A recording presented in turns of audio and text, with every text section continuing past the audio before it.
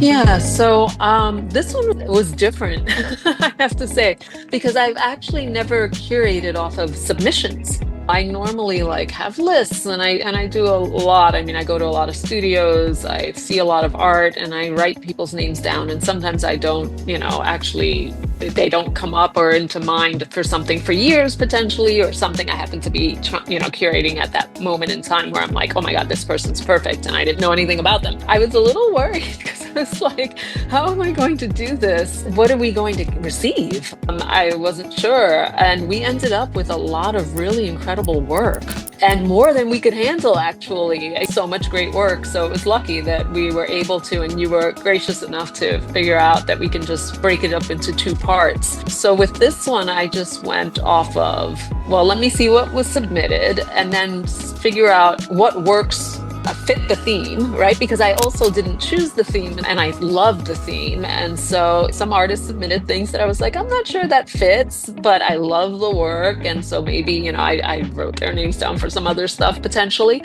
But with this, I really wanted to keep into body positivity. And so with that, I pulled all of the works that I loved.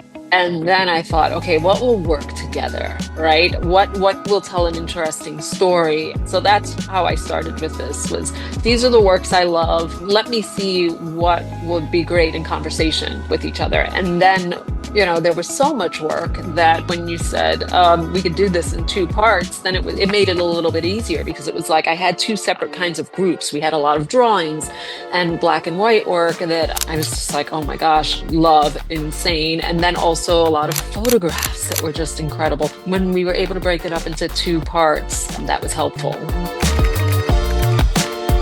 So I tend to go a lot by instinct. I am not, I don't come from a historical art background or schooling. I started as a collector, and so I always went by instinct and by what I loved. So I do the same when curating, and I also want to tell a story. So oftentimes there are artists that perhaps people would recognize, and then there are sometimes artists that people are like, oh wow, I don't know this person, and where did this person come from? It's not with CVs and all of that. I tend to potentially look at that a little bit more when I'm working and advising clients on the collecting side. But when it comes to shows, no, because there are some incredible artists that haven't had the opportunity yet, right? And so I don't go by where they've shown because it doesn't mean the art isn't great. It just means they haven't been discovered yet by everybody, or they've been discovered by certain people and not others. And so no, CVs don't really fit for me with respect to curating.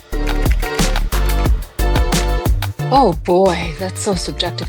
What makes good art? I think passion. I think artists, when you can see that there's something behind the art, not just that artist can draw well. There are a lot of people that have like the technical skills, right? And some people that don't have the quote unquote technical skills, but you can see and feel the emotion and the passion coming through the art. That's what makes good art for me. Something that makes me think, makes me question, makes me ask questions. Something that maybe I don't automatically know what it's about and I'm interested in finding out more. So I think it's that. I hope everyone comes and sees the show because there's so many incredible artists in it. And there are some you might recognize and others that you won't. And they're all doing and creating incredible work. And so I'm super excited about it.